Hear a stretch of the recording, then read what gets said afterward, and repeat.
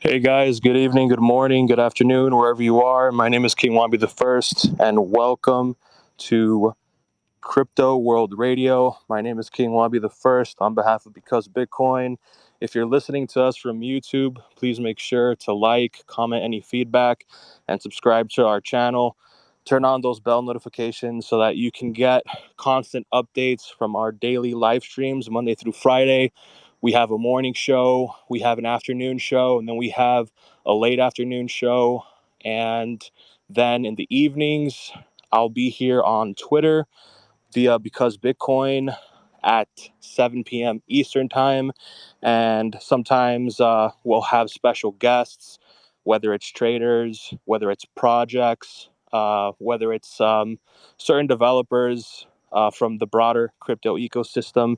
Those will be sometimes at 9 p.m. Eastern, 10 p.m. Eastern, but you guys will be getting updates from that towards the ending of this show. I do have a special guest for episode 4. So, um, outside of that, today we're here joined by Trader Mercury, a good friend of the show. He's been on a few of Carter spaces before, back when he was on Twitter. We're also joined by some other friends of the show, Naka, Feel Pain. I see we have True in here. What's up, guys? And, if any of our listeners want to get in touch with myself more on a personal level, you guys can go ahead and join the Because Bitcoin Discord.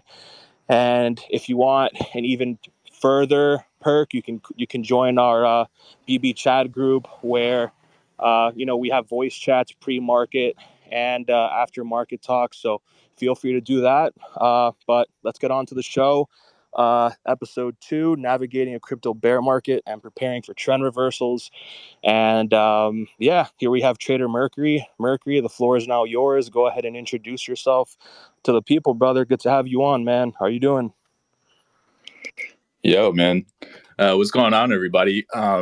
Truthfully, I woke up very pessimistic today, because there's so much FUD and so much insolvency and whatnot going around. And man, I think we all just took a massive dub. I don't know about you guys, but I am ecstatic. I'm sure everyone heard the news. SBF just got detained by the Bahama police. I am fucking ecstatic. This is a massive dub for everybody. I don't care if you're a bear, you're a bull, you're a fudder, you fucking hate crypto. I do not give two shits. I am fucking ecstatic. I don't even have words. I'm so happy right now. And I wasn't even affected by FTX. It had nothing to do with me. Totally, directly. It didn't really affect me at all. So massive dub, boys. Massive, massive dub. That's all I gotta say. But yeah, and just to kind of give everybody an introduction, I'm a 23-year-old. I've been trading for about 6 years. As of the past 3 years, I've switched over to a primarily trend trading system, and I've kind of put my focus on just kind of writing trends and trying to find ways to portray those trends. And I think that 99% of the battle in terms of trading is mostly just psychology based. I have a pretty simple philosophy in the sense that at any given time, you know exactly where the market is headed, right? So any sort of detailed analysis that you want to add on top of that is mostly just vanity. And it's not to say that it's useless. It absolutely is useful because our brains need something to justify price action with so that we can give ourselves some sort of deep conviction as to why we have these expectations of either up or down. So, people will go and justify that via something like market structure, which is something I use. I use moving averages. I use support and resistance. You can use MACD. You can use stochastic RSI, Ichimoku, regular RSI. It doesn't really matter. You're often going to find that you're on the same sort of wavelength as your peer traders, as long as they're just not extremely biased, emotional, contrarian kind of thing.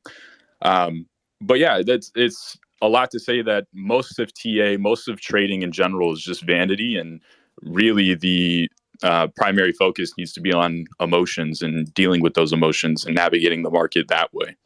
So, I mean, my philosophy is pretty much that at any given time, you know exactly which way the market is headed. just the same way that a 4-year-old would be able to tell you which way the market is headed. And that 4-year-old would be able to tell you within about 4 seconds of looking at the chart at any given time frame. So with that simple understanding, and then you add layers onto it, and it's like, if you want me to be honest with you, uh, and this is going to sound pretty arrogant, but price prediction is quite literally the easiest part of trading.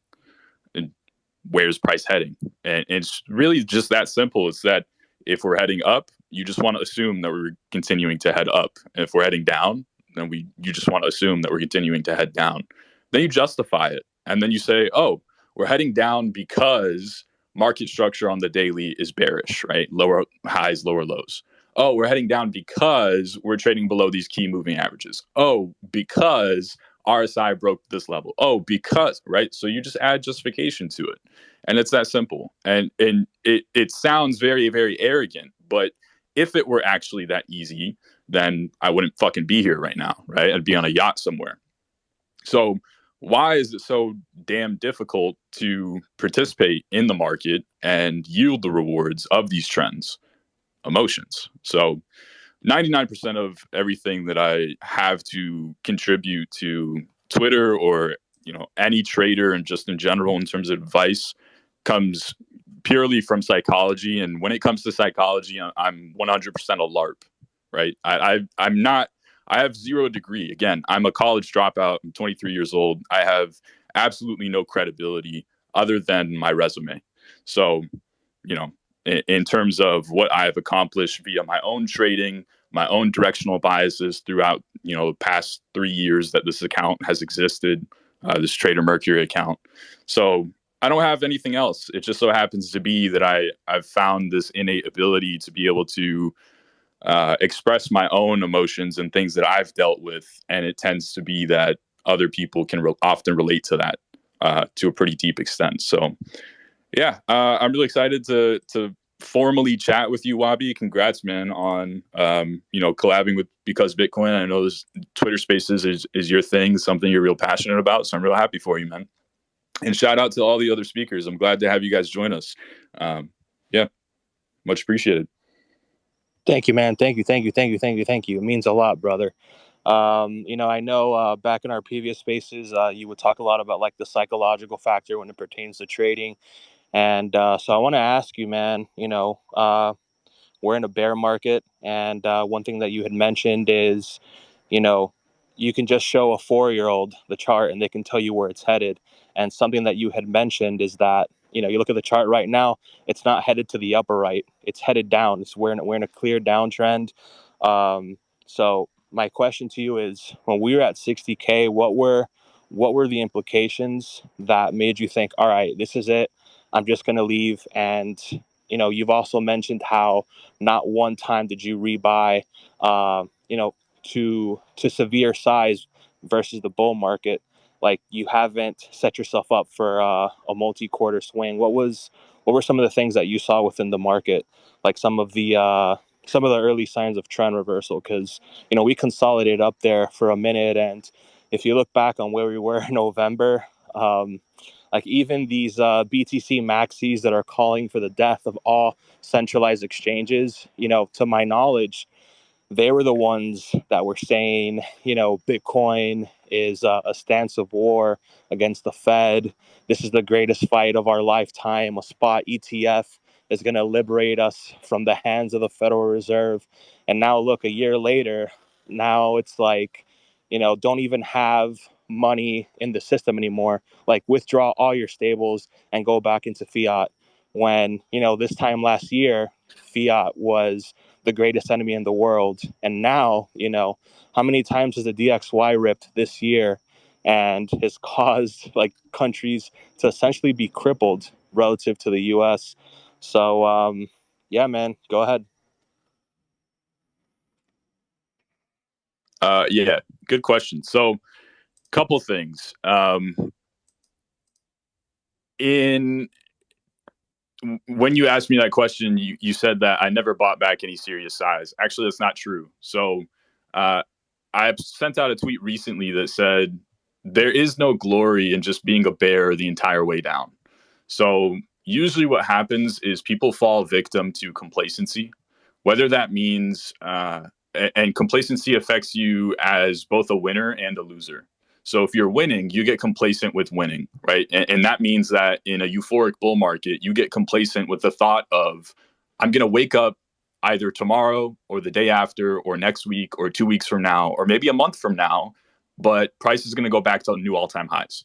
So it doesn't really matter what I do. I don't have to have, an extreme sort of risk management. I don't need to worry about intraday price action because I'm just going to win. I've continued winning, and 2 years in a row I've just won because we're at new all-time highs, and that's it. And you get complacent, and you also get complacent as a loser.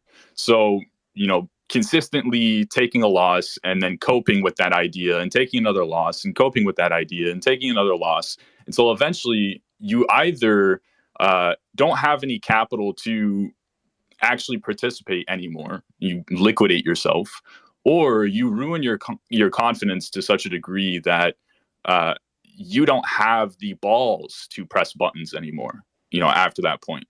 So in order to not fall victim to complacency, you just have to adapt. You have to constantly adapt to whatever the market is doing. There is no other way to navigate the market than to be the person with their head down, paying attention, at least to high time frame trends, and trying to navigate those and put yourself in a position where if something occurs, you are in a position to take advantage of it. And if not, you have a quite clear invalidation that you can get the fuck out and go right back into the exact same assumption that you had prior, right? So that means that in a massive downtrend, you have to be the person who is ready for that reversal. You just have to be. And it's usually going to be, I break it down by saying justification, expectation, and invalidation. Those are three things, or three Asians, right? It's corny and cheesy as fuck, but it works. Just hear me out, right? You really only need to. There's also a fourth Asian. You know what the fourth Asian is? Liquidation. Liquidation. Mercury. So, All right. brother, I know you were mentioning SPF, and since you've been here for 3 years, how do you see like the space reversing through all of this? Do you think, from what you're seeing on the charts, that we kind of just like linger on in limbo for a bit, or do you think like this sort of market is going to bottom via an event like, oh, SBF is officially in jail? Say we have a wick to like 12K, 13K, what have you. How do you think like this gets resolved? Like, what's the one thing you want to see that tells you, all right, the trend is about to reverse, and the risk to reward favors upside? Kind of like how back in November, you sent me that tweet, which was pretty much like a few days near the top, brother. So what are some things that you personally want to see? All right, wait. I love that question, but I didn't even finish answering your first question yet. I got cut off. So I'll answer that, but you got to give me time to. I like to ramble, man. I'm sorry, but it's fine, man. It's fine. I'm sorry for that. I didn't. No, you're good. So three things that you need in trading at any given time, especially as a swing trader, right? You need justification, expectation, and invalidation. I'll make it easier for you because usually justification and invalidation are one and the same. Meaning, oftentimes your reasoning to have something become invalid is oftentimes the same exact way that you were able to justify it, right? If I'm trading a moving average and my justification is, okay, we're trading above this moving average. Well, if all of a sudden you're no longer trading above that moving average, you now have that invalidation, right? If you're trading a narrative and your narrative is there's a koala stuck in a tree somewhere in Australia, and that's probably bullish somehow. Once that koala gets down from that tree, then your thesis is invalid. So it's real simple. You expect either up or down, and you just justify it via your system.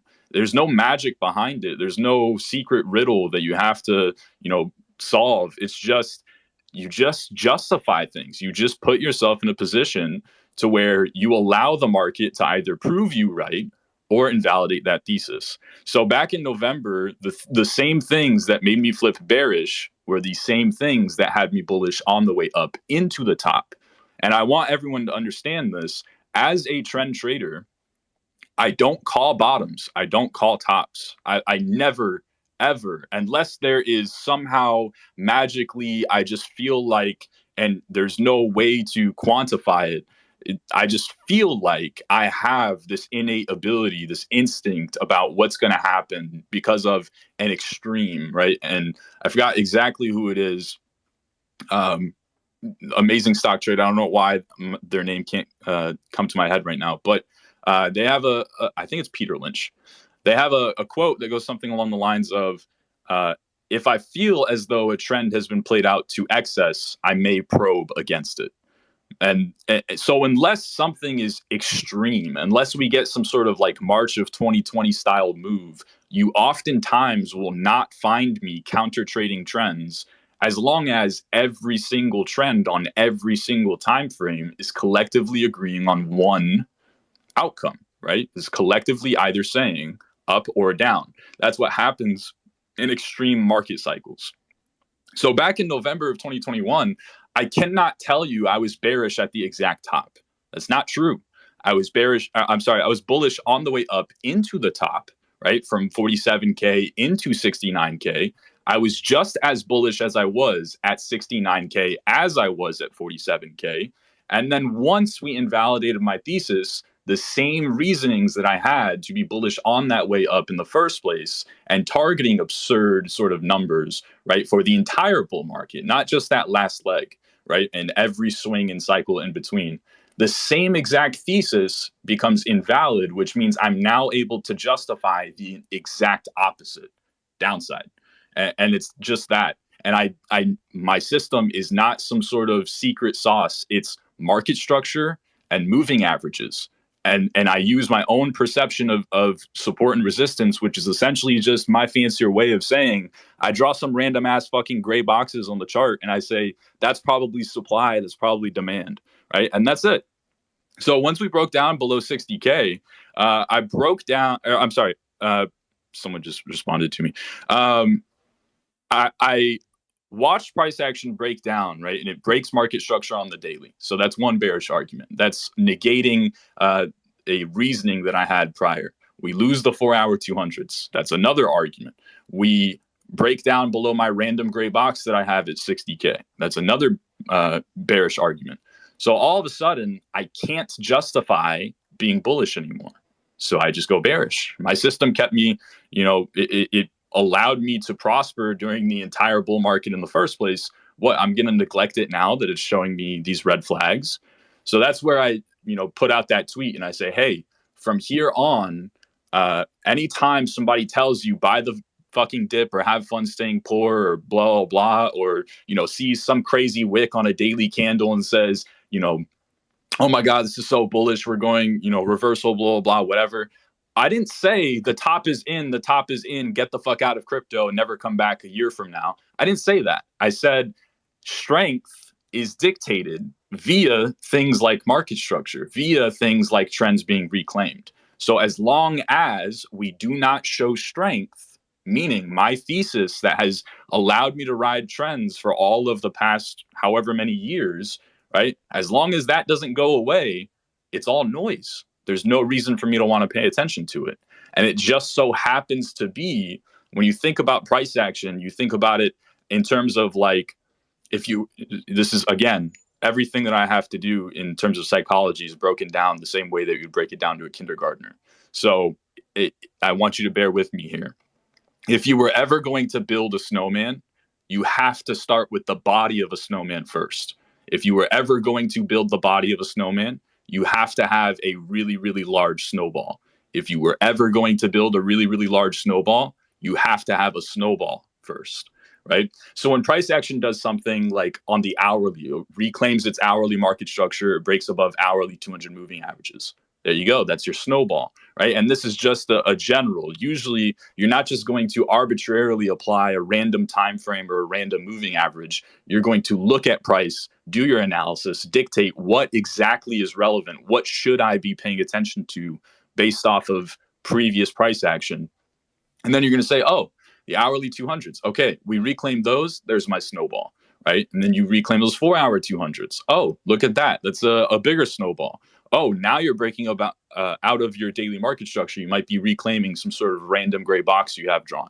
Oh, look at that. That's now a snowman, right? So it's just that. It's just giving yourself a way to justify your own expectations and having the balls to invalidate yourself and go against yourself and close out trades and press buttons. It's not the analysis that trips people up, and it breaks my heart when people do get tripped up on the analysis. About a year and a half ago, Kobe tweeted at me and said something along the lines of, I was complaining about during peak bull market euphoria, because I wasn't the zero IQ pleb making a shit ton of money on Doge. I didn't make life changing money on Doge. A lot of people that I went to high school with did, right? I am 10 times the better trader than anyone that I went to high school with. I can guarantee you that. But they absolutely outperformed me in terms of nominal amount on that Doge trade, right? Because they're fucking degenerates. They absolutely went balls to the wall and just deposited everything. Kobe sort of helped me realize how I was coping. And he's told me something along the lines of, TA is arbitrary. It's all vanity. And the only thing that matters at the end of the day is how much profit are you making?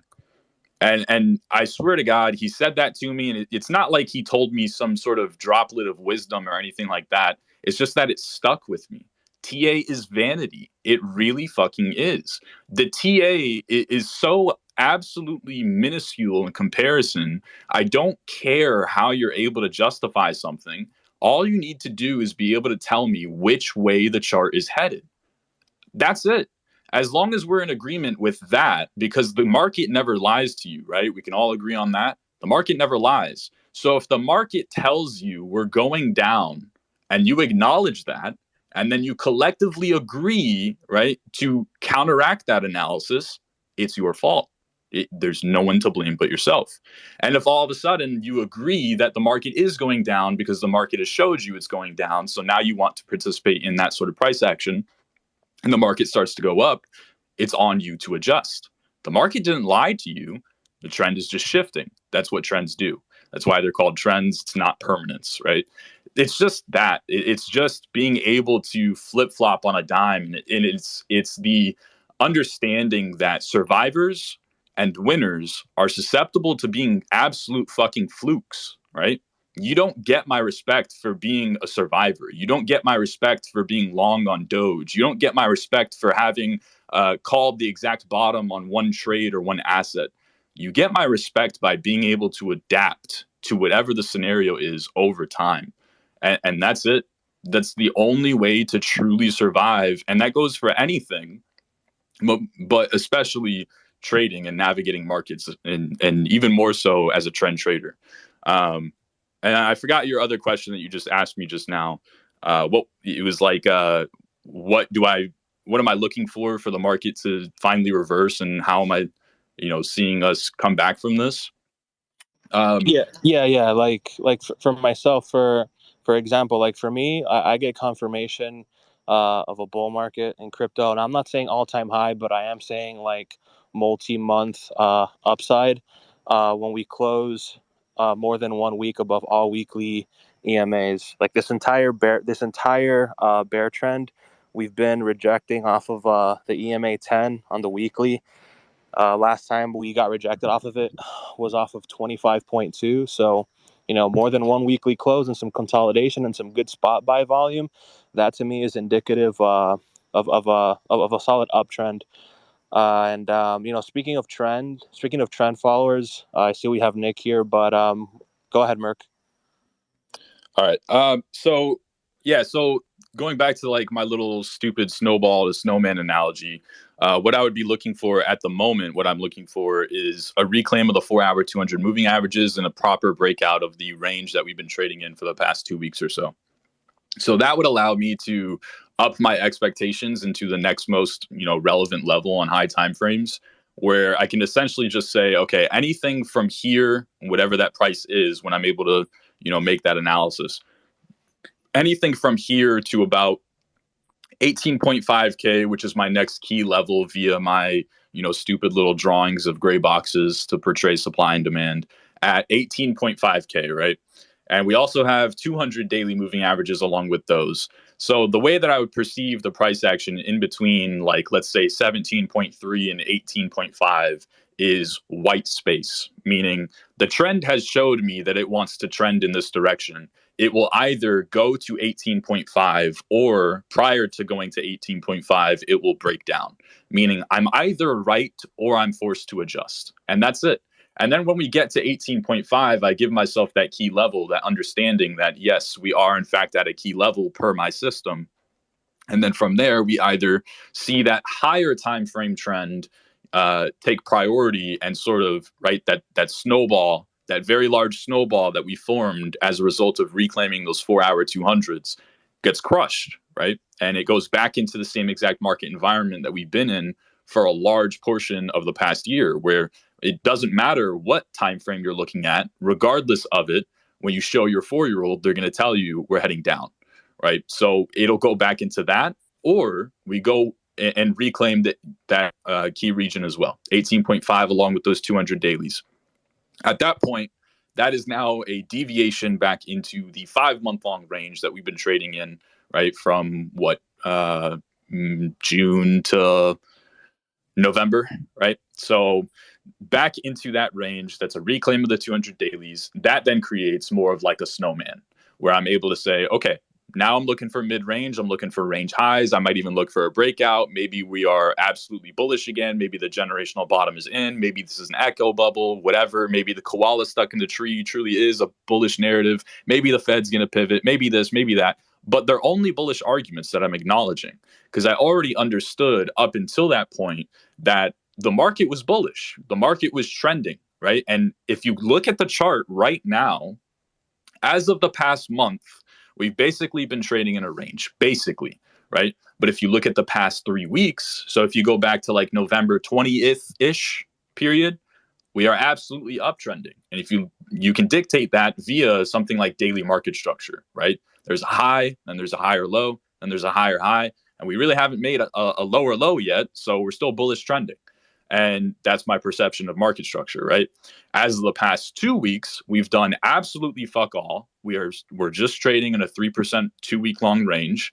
There's nothing to take note of, right? And if you zoom out anything larger than the past month, we are absolutely 100% downtrending. It does not matter if you're zooming out to, a higher time frame and you're counting for the past 3 months or the past 6 months or the past year. It does not matter. We are downtrending. So I just give myself a context, right? I start myself out from very high time frames, and I sort of build that snowball, or price action never gives me a reason to build the snowball in the first place. And I just allow myself to continue being right on whatever that analysis is at that given time. So it's this sort of way of thinking, while it sounds silly and it sounds simple, it is so damn powerful in markets that have trendy sort of natures, such as crypto. Because when something enters price discovery, it moves logarithmically, it moves parabolically. So that sort of exponential increase in price, and you are just riding that wave the entire way through. By the time that your thesis becomes invalid, it doesn't fucking matter. And my greatest example of this is even though most recently I flipped bullish on the market. I've been bullish on the market the past year 4 times. Which 4 times? Go zoom out to the weekly chart and look at any sort of price action that you can see that isn't just straight up down. Those 4 times. And 3 times, I absolutely nailed it. Every single major rally that we've had, I was bullish into it, building that way up, right? Not from the bottom, but into it. Middle of the rally, 10% move, 15% move, 20% move, 30% move, right? When you talk about altcoins, my biggest trade of the year was a 50% move on Sol back in, I think, March, right? Or May. I can't remember exactly. One of those 2 months. So that sort of trend way of thinking. And then by the time that trend breaks down again, it doesn't fucking matter. If you've been rewarded, you've taken your profit on the way up into that trend, right? Kind of ramping up so much because you understand the context of the situation. Hey, we're not in price discovery. Our high time frames are still bearish. So I'm allowed to take profit on the way up in this sort of middle of, the body of a snowman.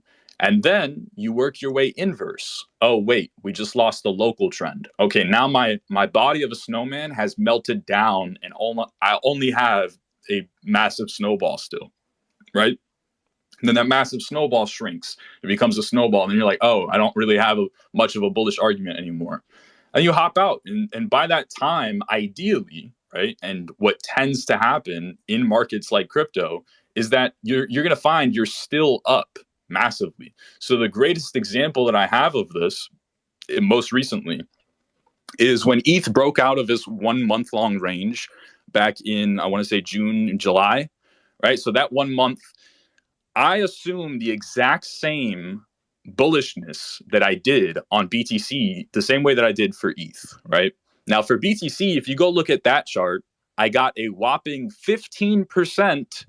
And I say this sarcastically because realistically, right, while I could attempt to claim clout on 15% unrealized, right, by the time that trend broke back down, I would have only had, if I didn't scale my assumptions via being this like veteran trader or whatever, I would have only had about a 2% realized gain after it was all said and done, right? So you look at that one outcome and you're like, oh, this guy's a loser. He fucking held the entire 15% rally and, he gave it all back and let it all retrace. Wow, I shouldn't be listening to this dude. When I applied that exact same mindset for ETH at the exact same time period, ETH did 60%. Do we understand how powerful that is? And by the time that trend breaks back down, I'm still up 40%. And so that way of thinking and just ensuring that you are a participant when it comes to extremes, and an unfair sort of example of this is I quite literally have a string of tweets for about a month or two straight where I was looking to trade Luna toward the upside. It's all public. I don't delete shit. I mean, I delete, cringe posts that I think are funny, and then I read them back like 2 minutes later. I'm like, oh, that wasn't funny. Let me delete it. Right. But in terms of analysis, I don't really delete shit. So I have a string of tweets, and I even have videos, I believe, on YouTube where I'm trading Luna and I'm talking about something like 3 hour 200 moving averages to trade Luna off of. And I attempt to ride about a 40% uptrend on Luna. And by the time that trend breaks down, yeah, I lose some money. I give some back to the market. The ideally is I'm in profit even then, which I don't actually believe was the case. But therefore, because we invalidate that thesis, we break down and all of a sudden I'm able to justify being bearish on Luna. And I have a post saying at the 3 hour 200s when we bearish retest them, guys, the same exact thing that had me bullish on Luna is the same exact thing that we're doing here, but inverse. It's not that hard. Don't think too hard on what happens next. And it just so happens to be that Luna ended up going to zero from there. I ensure in my system, I ensure that I do not participate in those kinds of events, those kinds of extremes, and I ensure that I do participate in the extremes to the upside. That's the point that people miss, right? Because whenever I bring this up, people are like, oh, that's not fair. You can't say that you claim clout on Luna, blah, blah, blah. You're missing the point. I ensured via my system that I did not participate in an extreme because of my red flags, the way that this mindset sort of works, right? The way that it's constructed, the exact sort of thing that it's meant to ensure that I participate in and am not a participant in, right? That's the point. So to me, what I'm looking for, Wabi, a dumbed down version, I'm looking for the chart to start heading to the top right corner on some sort of significant scale, right? So at the moment, ironically, we actually have a daily bullish market structure, I would argue, per my perception. But if you go look at that tweet, I'm not sure if it's posted to the spaces or anything like that, but when you go look that tweet, the thread of tweets says, strength to me is, did you break structure bullishly and did you reclaim key trends? So he broke the structure bullishly, but in my opinion, the 4 hour 200s being the key trend that I'm paying attention to, we haven't reclaimed that trend yet. So we haven't really quite gotten there. We're about halfway to doing something significant in my eyes. Once that happens, chart heads to top right corner, right? If I should go show little Timmy, he's going to tell me, hey, it's heading to the top right corner. I'm going to say, yeah, you're right, little Timmy, because these 4-hour 200s are below the price action. And the market structure quite literally says high, higher, low, higher, high, right? And I'm going to look to trade it that way. And that's it. And so to me, it doesn't fucking matter at this point. Now, I do want to say, I don't really think that price action is going to see too much upside from here. I'm totally okay with the idea of, us breaking out above 4-hour 200s and seeing a nice little, 8% push upwards into 18K or whatever. But I cannot, when I take this exact same form of thinking and I apply it to something like trends and ranges, right? The idea is the more significant of a trend, the directly proportional sort of move that the reversal of that trend is going to create, right? So the example of this would be, you would imagine that, let's say, for example, SPY has been trading along 200 weekly moving averages for the past 11 years, right? That's an extreme trend. You're probably going to have a much larger sort of expectation for price action once that trend breaks down, as opposed to if a 5-minute trend over the course of 3% for about 2 days, right? If that sort of low time frame trend breaks, you're probably not going to start assuming, price discovery or doomsday in either direction. So if you move proportionally, and this has a lot of theories behind it, I know Jim talks about it a lot. But when you develop that sort of fair value for Bitcoin specifically for 5 months in a row around 20K, and all of a sudden, when the market goes from collectively agreeing that Bitcoin is fairly priced at 20K for that market environment specifically for 5 months, and all of a sudden the market collectively agrees, hey, this is too high of a value. It needs to be repriced, and it needs to be repriced lower. You do not get to be the person that steps in and says, oh, but my hourly bull div on the RSI. Oh, but the whatever fucking useless indicator with 3 sample sizes just flipped bullish for whatever, right? You don't get to be that person. It's unfair. It's a loser sort of mindset per my system, right? So you can always have TA is such a fucking rabbit hole. You can always have winners that lose and losers that win, right? But you just have to stick with your own system. And per my system, per my way of thinking, I do not allow myself to anticipate a deviation.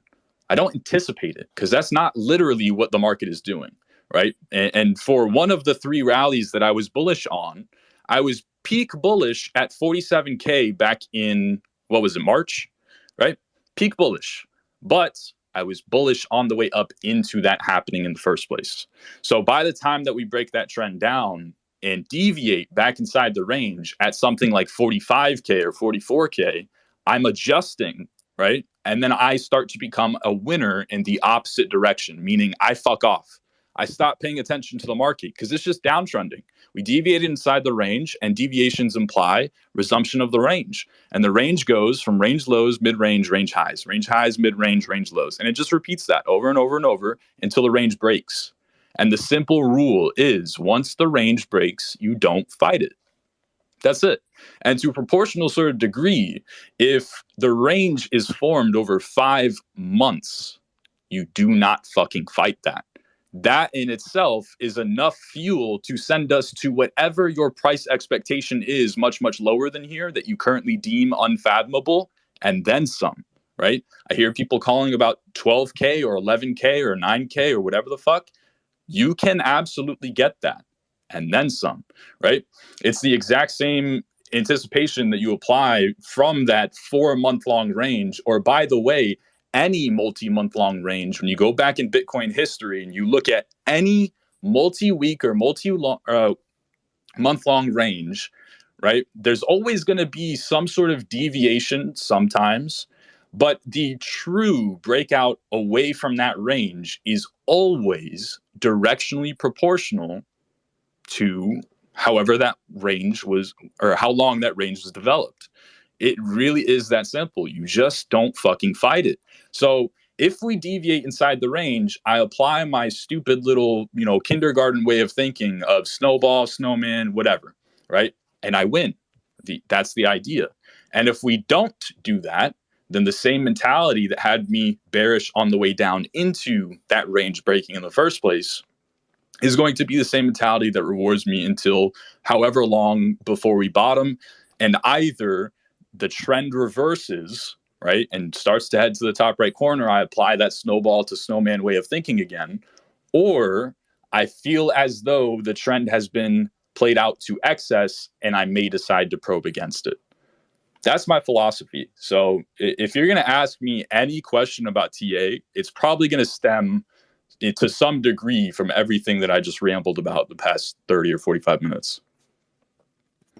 Yeah, thanks for that, Mercury, man. That was an absolutely beautiful response, and got me taken aback there with Luna, little Timmy here. Big King Wabi was a huge fan of Luna, and you guys know where I stood with that. But to me, once you rejected off of reclaiming 100, that to me, I got the fuck out and was in UST, but it took a small haircut. Thankfully, got out during that massive pump from like 30 cents back to 92, 93 cents. And yeah, man, the trend is your friend until the end. I completely agree with everything that you said. And I see we have Trader XO in the audience, and during that time period, he had some conversations with me that, look, brother, like the trend is about to change. Operation Killwin is about to be ignited, and here we are. All it's since the trend reversed. I think, what was it, like late April?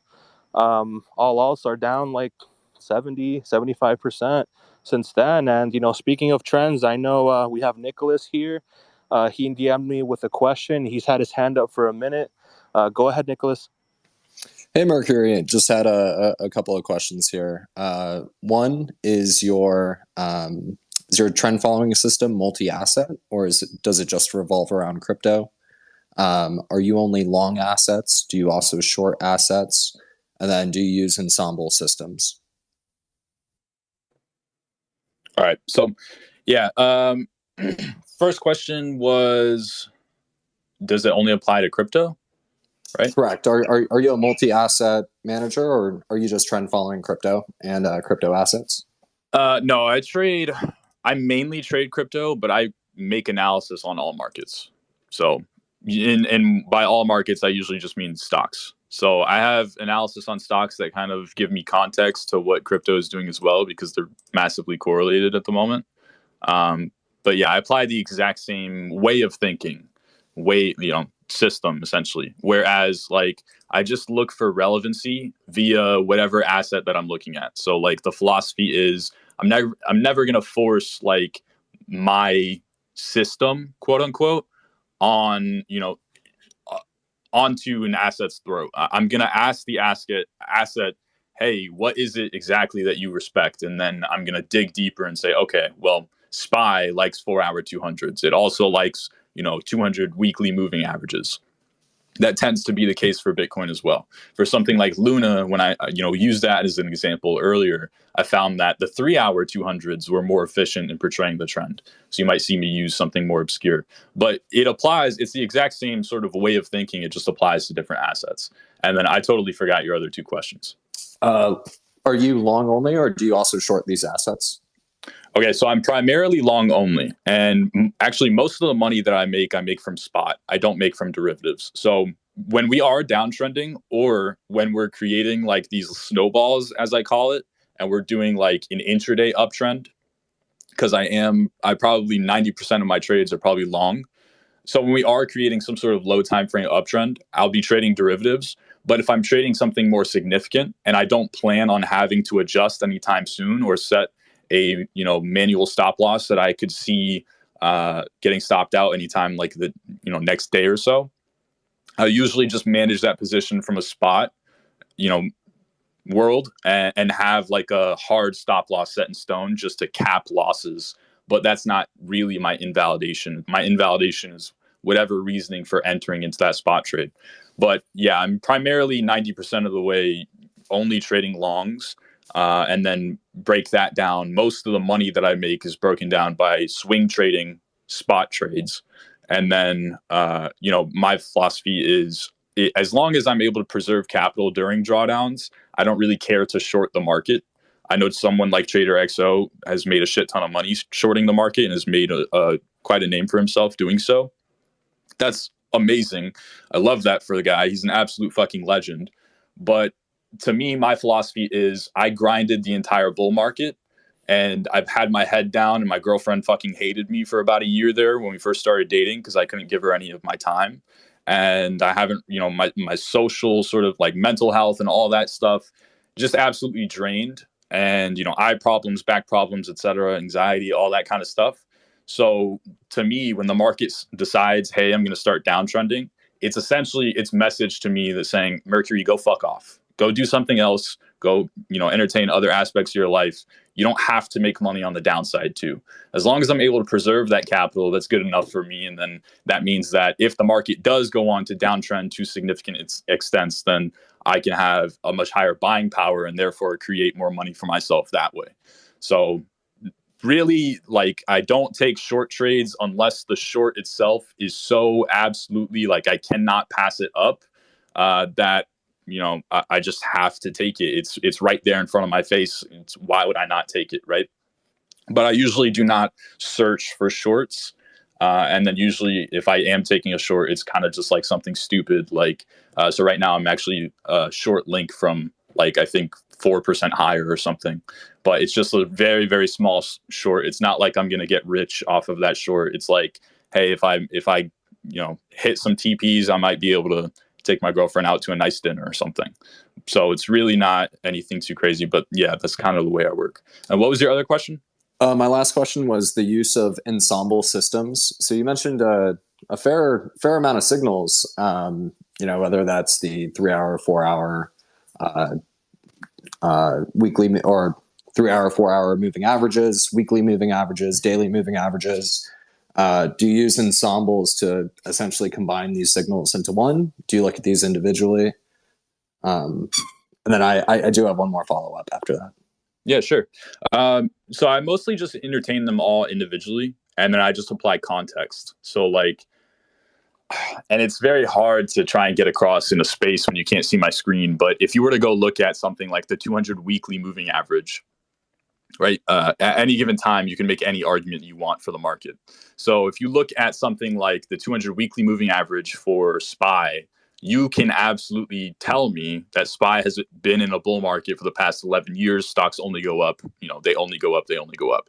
But when you go look at, when we were testing those 200 weeklies, 2 months ago or whatever, and you look at, January into that 200 weeklies, then obviously you can't tell me that the market is only going up, right? We've only gone down from January. So I kind of just break down the trend in that way, in the sense that I have to be able to entertain the idea of an uptrend as of the past 11 years, but I also have to be able to entertain the idea of a downtrend as of the past year. And then entertaining the sort of, more noisy, like low time frame price action in between all that. The like local trend, let's say, is something like the hourly 200s, right? So once we reclaim those hourly 200s, I acknowledge those. And then therefore I can say, okay, we're not just testing the 200 weeklies. We tested them and we managed to show some sort of strength, right? Even though it's minuscule, we managed to show some sort of strength. I have to kind of skew my perception of probabilities higher, right? To what's the probability of us going up? I have to attribute that higher now than what it previously was. And then that's that snowball that formed. And then you say, okay, 4 hour 200s is my next relevant level. So let me look for those, right? And then that is all white space in between. So I'm acknowledging each and every single time frame, and I'm playing them all individually, but just kind of in context with each other to give myself like a more clear outlook on my conclusion on the market at any given time. Attributing relevancy in terms of a local perspective. Yes, we are testing 200 weeklies. They're the trend as of the past 11 years. but we're still downtrending on all relevant timeframes, right? And then starting to either lean in harder to that analysis, meaning the 1 year long downtrend has now taken priority and the 11-year long uptrend has dissipated and just completely fucking broken. And that's, eventually it is going to happen. It's an absolute given. Whether it's 11 years trend or 15 years or 20 years or 30 years, by the time it breaks, it absolutely will break. And the chart has to start going down to some degree on lower timeframes in order for that to happen. So either the 1 year long downtrend continues to downtrend below that 11-year long trend, or that 11-year long trend continues to trend just the same way that it has the past 11 years. So that's why I always say, like, the people who are like, hey, you just put yourself in a position to where you're right no matter what. And I'm like, well, yeah, absolutely. Why wouldn't I fucking do that? It doesn't make sense for me to bet on one outcome, right? It doesn't really make sense for me to only be able to entertain one idea and neglect any sort of potential outcome otherwise. To me, that means that you are wrong. And if you are wrong, you are wrecked. Those two words mean the same thing to me. So to me, it's either you are either right or you're adjusting. So the reason why I'm never bullish at bottoms or bearish at tops is because I'm always wrong at tops. I'm always wrong at bottoms. I'm anticipating, hey, yeah, we do have this context that we are testing this massive trend, but there's no reason for me to assume that it's going to be a bottom. So I'll play into that context to some degree. I might dip my toes in a little bit just because major support is major support. It wouldn't be too shocking if we bounce, right? But I wouldn't be the person saying, oh, hey, we're probably going to bottom here, as long as there's nothing to back that analysis up with on relevant timeframes. So I hope that kind of answers your question. I acknowledge all individually, but in context with each other to give myself a big picture. Yeah. Maybe a better way to ask it is depending on your trend time frame or the length of the trend. Let's just say a 200 week versus a 200 hour. Would you put more weighting on the 200 week, or would you put more weighting on the 200 hour? Or is it dependent on your other signals such as technical and depth of market, etc.? As a general rule of thumb, I always put higher rate on the higher timeframes. Higher weight, sorry, not rate. Higher weight on the higher timeframes. So given this current environment and us testing those longer term moving averages, have you found it difficult, or have you been, let's just say, chopped up and getting in and out, given we've tested a lot of those longer term moving averages recently? Not really, no. Because most tests that we had at the 200 weeklies, and when we do test those 200 weeklies, I'm not like an active stock trader. So usually if I am trading stocks, I won't even trade SPY. I'll trade some other stock that is probably more volatile. Because again, when I am trading stocks, I usually trade spot. So when I have been trading something like SPY specifically along 200 weeklies, or let's say local trend reversals along like hourly 200s, for example, I'll just buy like a degenerate, naked call and just let that run and see what it does. It's not like I am, primarily focused on that kind of thing. But no, I would always put weight on higher time frame moving averages and higher time frame levels, because that's just the way that my brain works. So yeah, appreciate it. I'll let some other guys speak here. Yeah, thanks, man. Good questions. Yo, what's up, Mercury? Go ahead, Pen. I just had a quick question, man. So I know that you say you pay attention to most of your indicators are technical, but I was just wondering how much you factor in sentiment and rhetoric and narratives into your trading. So do you pay any attention to that? Do you pay attention to when people seem to be getting euphoric or peak down bad per se, or do you mainly just focus on the signals that you previously mentioned? Yeah, I mainly just focus on my own signals, my own system, my own way of thinking, because I haven't found a way. So here's the thing. when I'm looking at something like my system, I have an intangible. That intangible is conviction. You can't fake conviction, right? You have to create conviction. You have to build your own conviction. Why are you going to tell me that you're able to outtrade me? And I would imagine if you're going to make that argument, it's because, well, you have a resume. You have, as opposed to my 6 years of trading experience, you have 10 years, right? Fair point. Absolutely. Oh, whereas I've only been made this amount in, the past year or whatever, you have made X amount more than me. Fair point. You have that resume. I don't have that resume when it comes to something like narratives, when it comes to something like sentiment trading. I can't back that up, so I can't trade it. There's nothing for me to really build a foundation of conviction off of for me to realistically trade that. So, like, for example, if I were to allow myself to fall victim to sentiment, then I would have been bearish BTC at 40K. I don't want to be bearish at BTC on 40K. I want to participate in the additional 50% push upwards thereafter. When a bull market comes, you have to scrape every penny you can get. You can't risk you falling victim to, oh, this celebrity just tweeted about some random ass NFT. Must mean the top is in. Let me sell everything. And it's like we go up another 20%. And now you're all of a sudden in this like roller coaster of emotions because you tried to sentiment trade and be a genius. And all you had to do was ride the trend. And all you had to do was stick to your system. You're tried and true, been through the fire. I built this. I spent 6 years trying to perfect this exact same mindset. Oh, but let me just throw it out the window because some random dude on Twitter just put out this 82 tweet long thread about how the market is insolvent and we're going to go to zero tomorrow.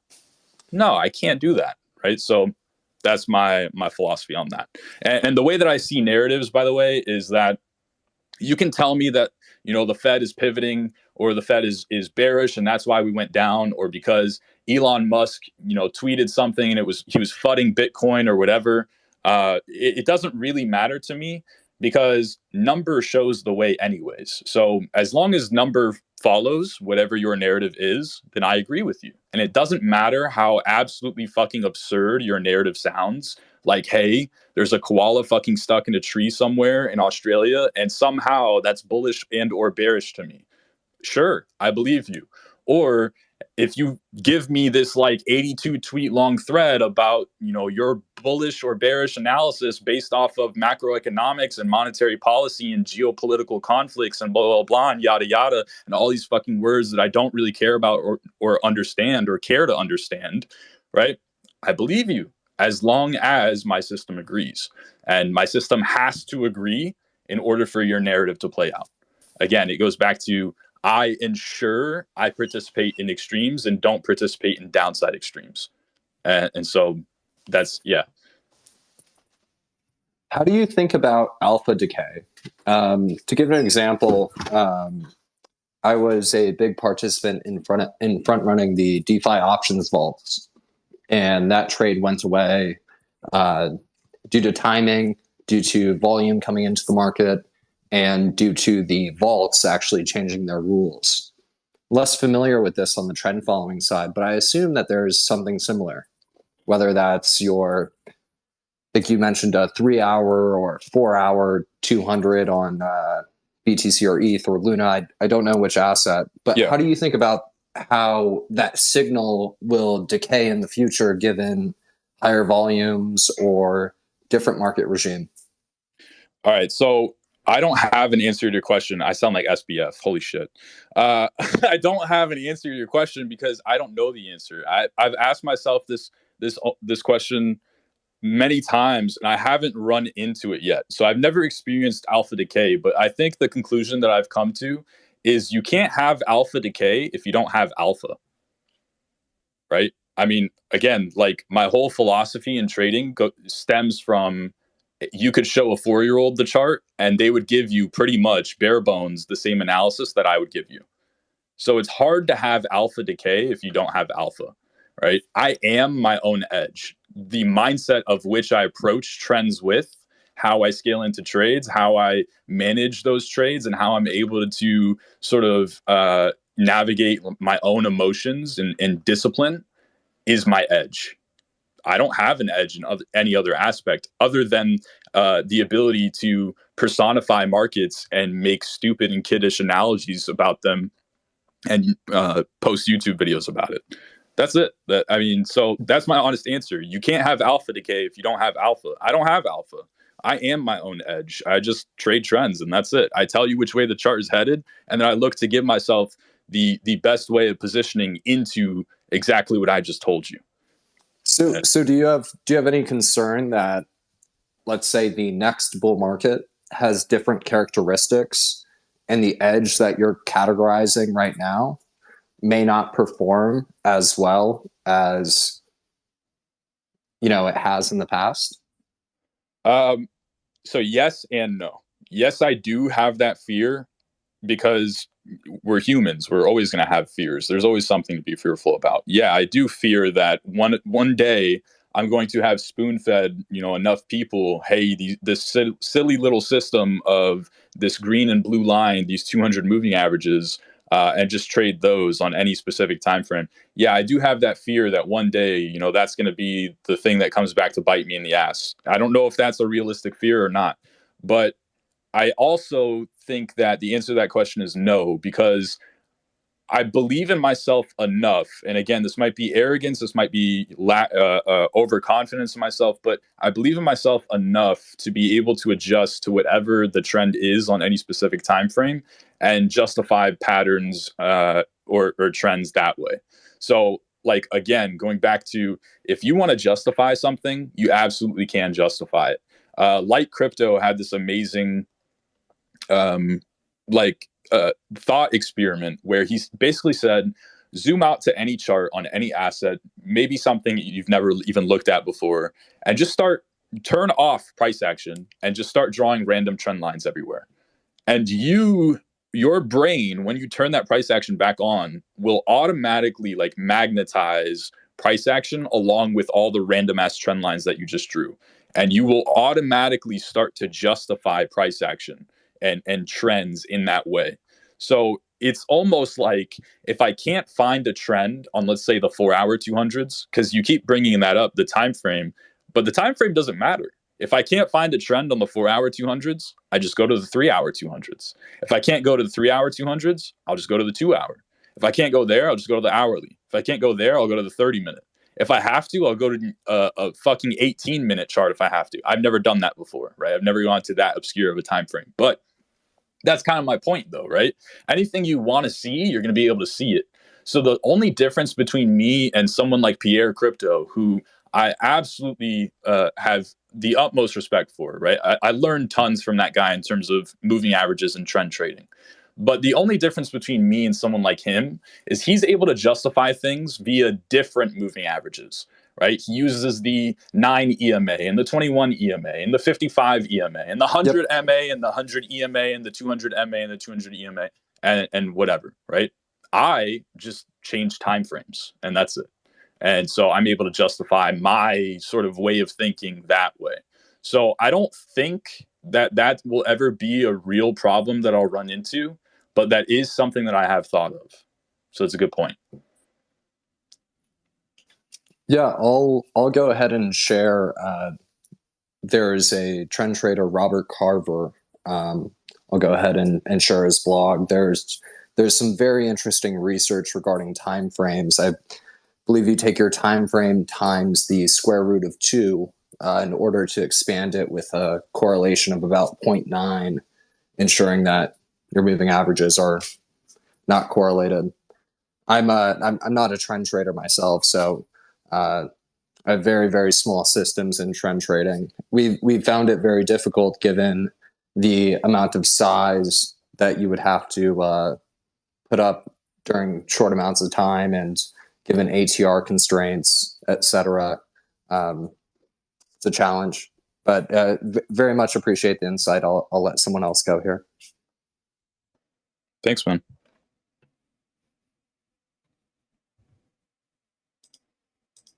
Hey, Afro, what's going on, brother? Go ahead.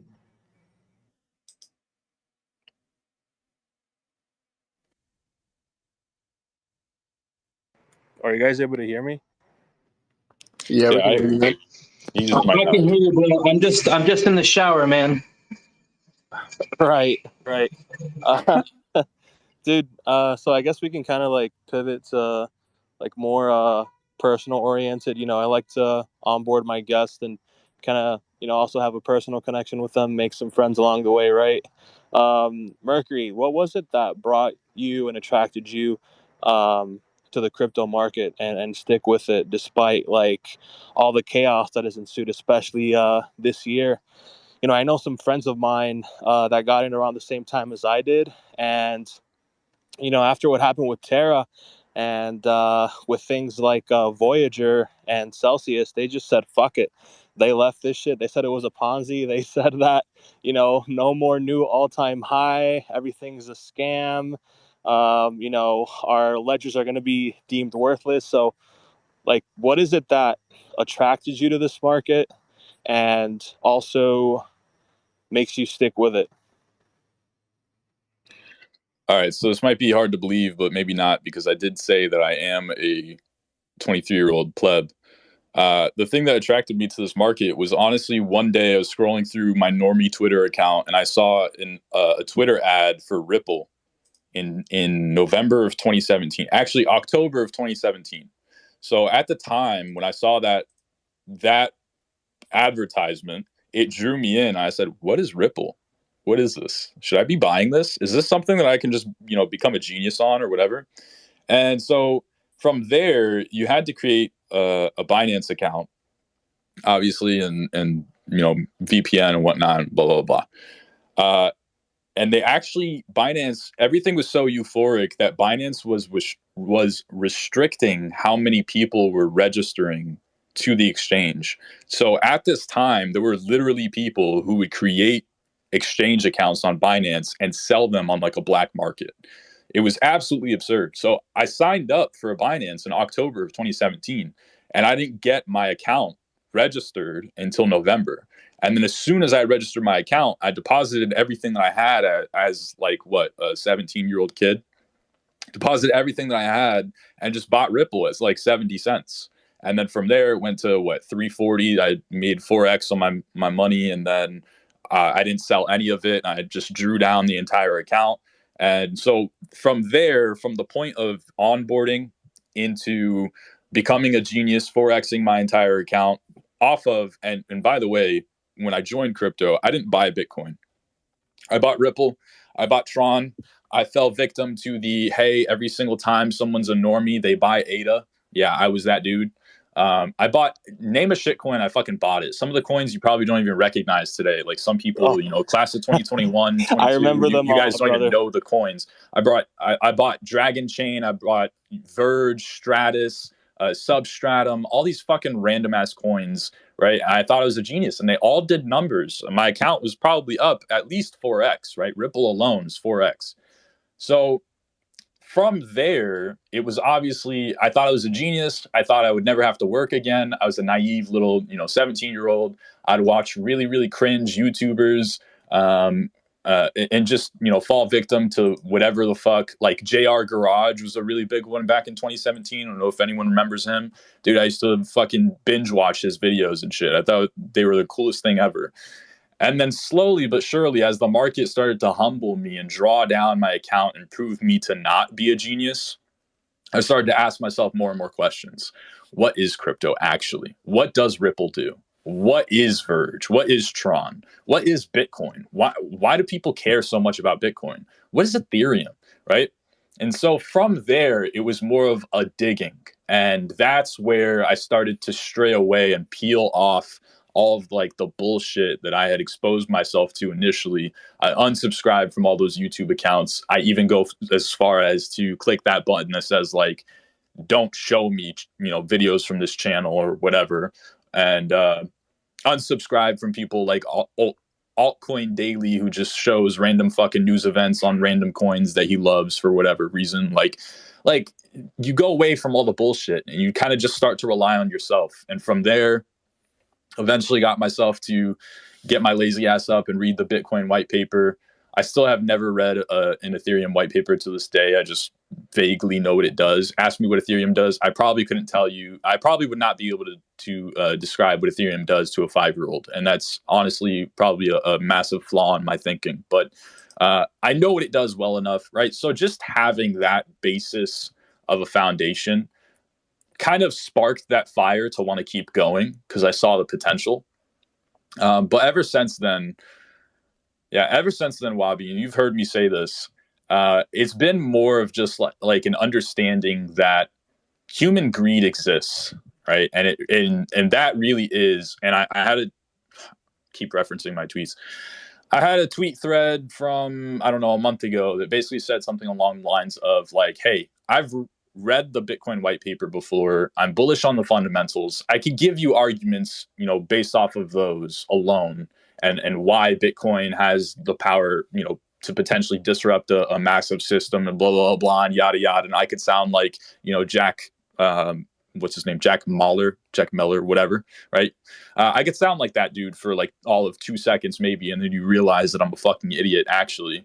But instead, I'll just tell you that human greed exists and that this space is extremely tiny in comparison to the world, right? And the outside world that we really don't expose ourselves to.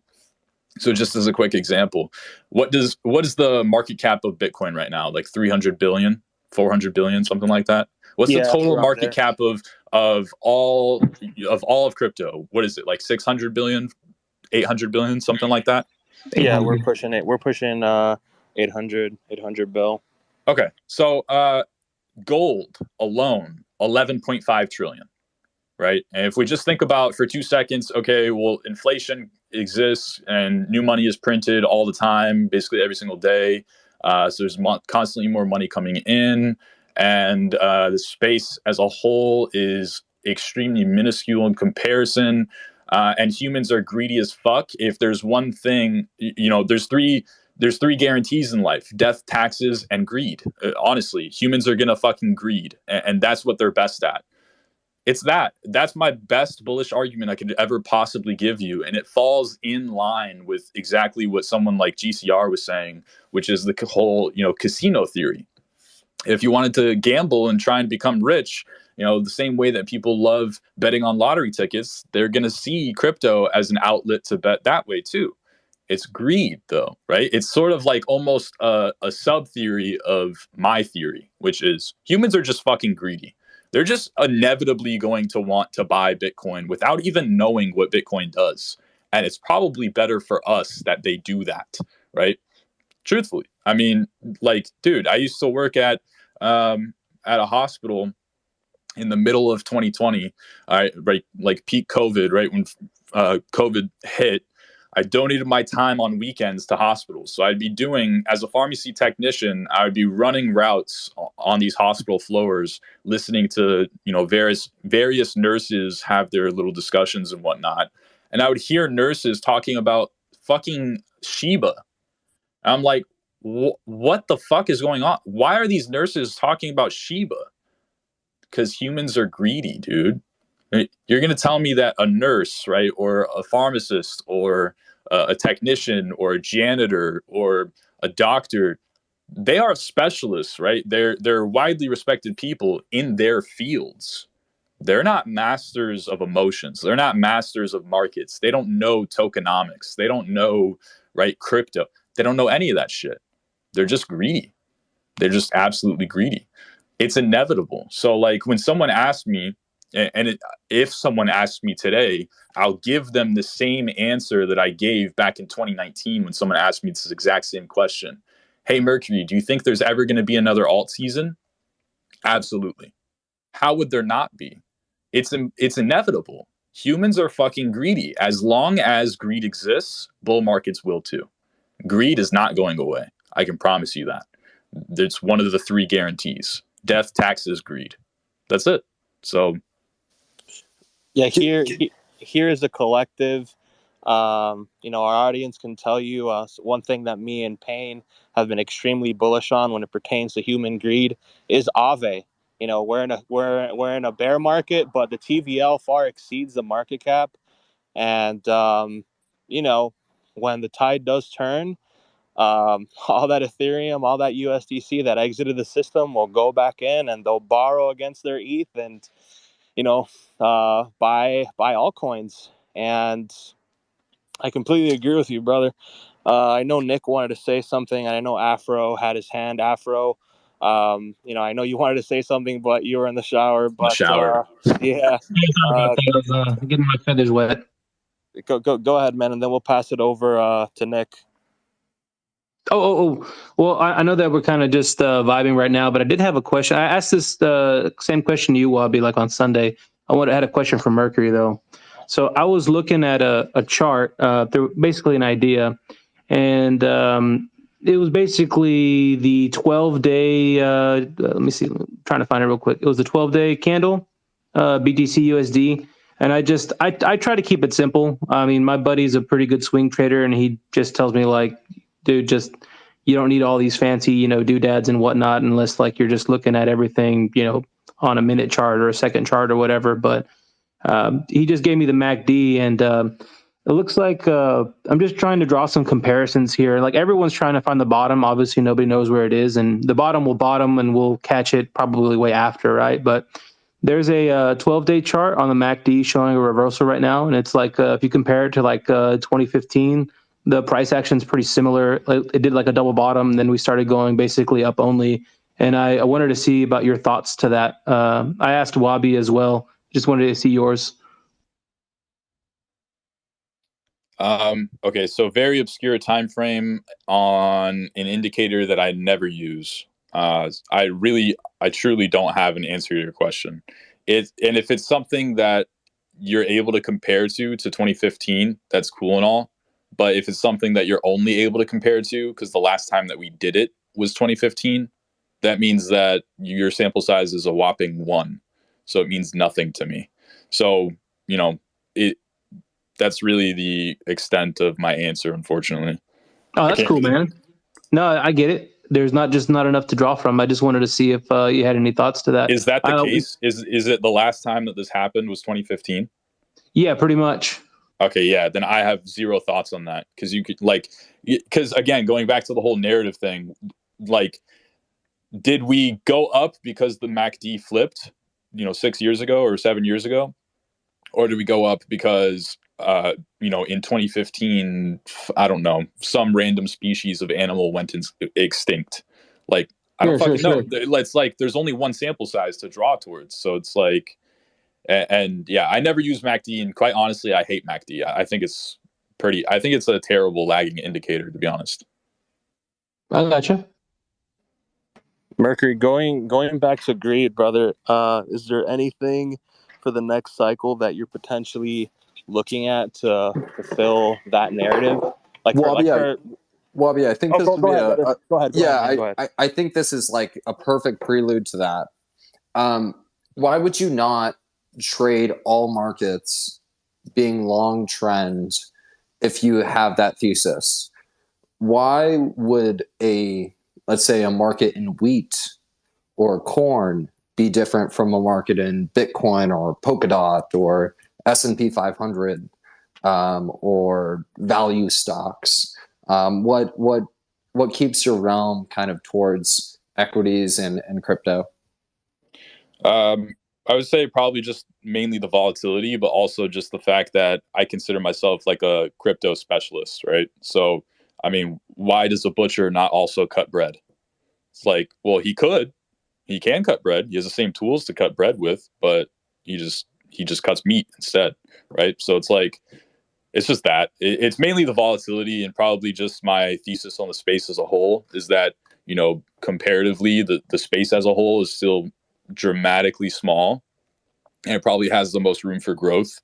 And typically, obviously, crypto itself is a exponentially sort of trendy market, right? If I were to tell you that your favorite altcoin could pump 50% in the next month, that wouldn't sound like an unfathomable kind of thing, right? If I told you SPY could pump 50% in the next month, you'd look at me like I was crazy. So, or wheat, right? So that's pretty much it. But wouldn't you consider where you have no capital deployed, you have no long signals going out in crypto, right? In trend following, why you want to diversify your holdings in all of these different assets and is because you want them uncorrelated, right? If Right. we trend follow a bunch of crypto and crypto as a systematic event and I'm long trend, I get hurt a lot. If I'm short trend and crypto has a systematic event, it's really, really good. But Okay. that's why we would be diversifying. So if, I guess, do you just stay on the sidelines when crypto and Yes. equities are? Yep. Okay. So on paper, you're absolutely right. When I'm not trading crypto, and you know, obviously, there's always a bull market somewhere. Like, let's say, I could go trade uranium stocks, right? Let's say uranium stocks are in a bull market and crypto's in a bear market. Why wouldn't I just go trade uranium? Well, on paper, you're absolutely fucking right. I'm a trader. Shouldn't I be trading all markets? If I say I'm willing to trade all markets, why am I not doing that? It's because life, right? It's like I grinded 2 fucking years in a row and strained my eyeballs and gave myself anxiety and back pain and knee pain and uh, neglected social aspects and all this kind of stuff and didn't really form any sort of hobbies and absolutely nuked my physical health and mental health, right?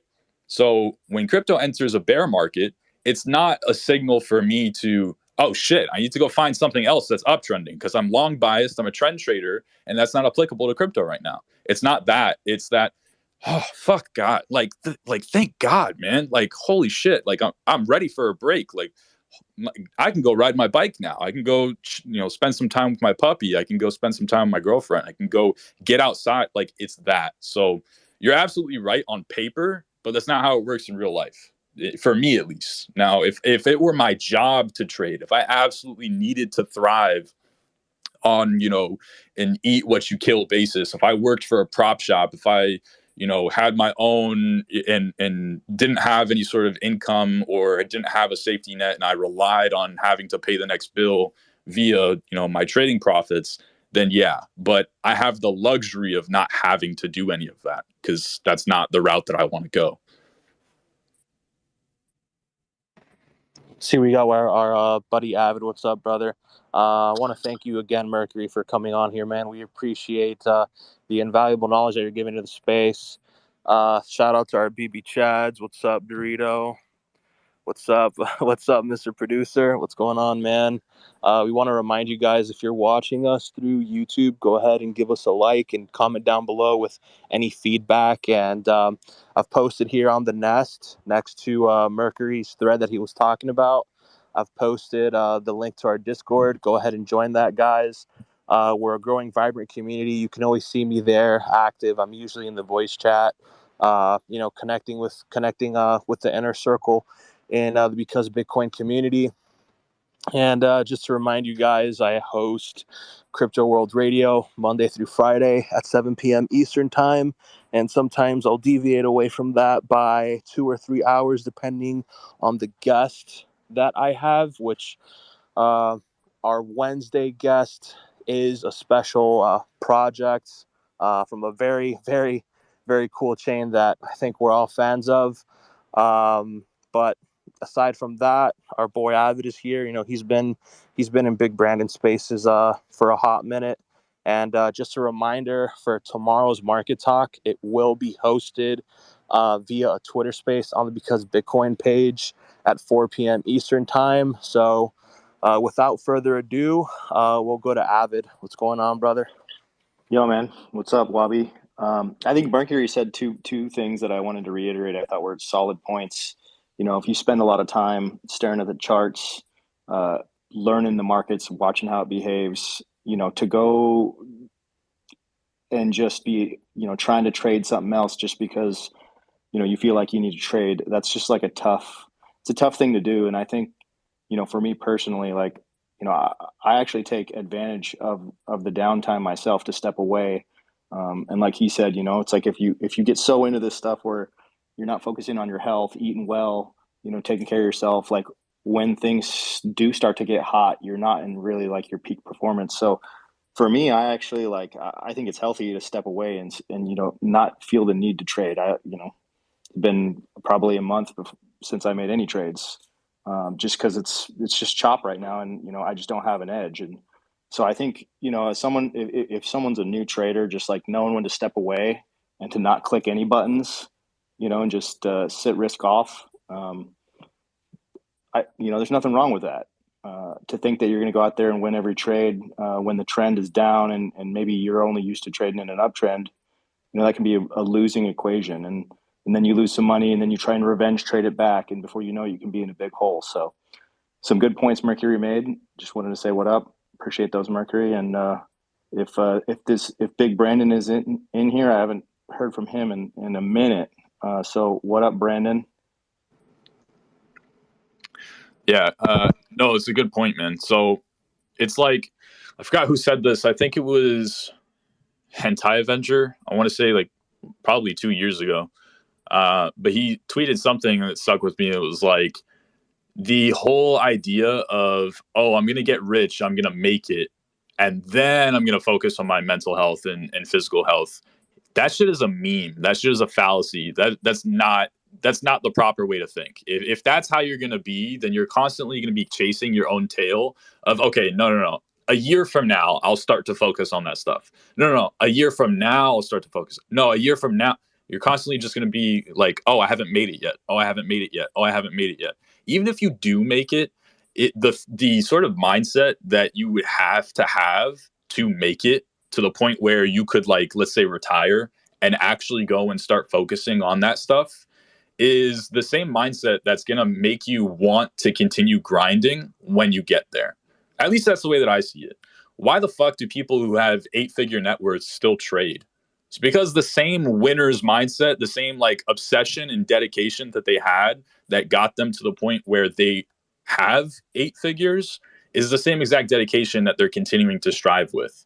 There is no like, oh, I'm done. I'm going to, put down trading, never look at a chart again. I've made it. Now I'm just going to go be some fucking health guru and like fuck off to some remote island and, just surf and tan all day. Like, no, dude, come on. That's a total fallacy. Like, you have to start working on that shit now, or at least on intervals where you can, right? Or where it makes sense via like an opportunity cost. Hey, I'm only good at trading uptrends via, on altcoins. Okay, well, altcoins aren't uptrending right now. So that's, I'm not paying much opportunity costs to the market. So for the past month, maybe I just go fuck off and develop a workout routine and work just, on meditating or whatever the fuck, right? It's that. So yeah, it's like it's a constant balancing act, and there's no right or wrong around it. It's not to say that like you're an idiot for grinding the bear market. Believe me, I did the exact same shit all of 2018. Right. The difference this time around was I didn't feel the need or the eagerness or the desperation to have to grind. Right. I did my grinding in 2018. I had my head down. I nuked my mental health. I was in all of 2018 and 2019. I wasn't a trend trader. I was a range trader. It was the only thing I was good at. I was 15-minute ranges, and that's it. I just knew how to trade those and deviations along with them, and that was it. I had a terrible time at trying to adjust to the trend, and I managed to, somewhat start to catch my feet in the middle of like 2019 when we had that major rally, that echo bubble or whatever that, Litecoin led. And from there, it was just constant grind in the entire bull market and every single major dip and capitulation and liquidation candle and all the news events and all the FUD and everything, right? Total grind, total, fucking head down. Let me just, I can't focus on anything else. Got to focus on this. There's too much of an opportunity cost to not master this skill in this amount of time prior to, trendy price action, bull market style price action. I have to get it down.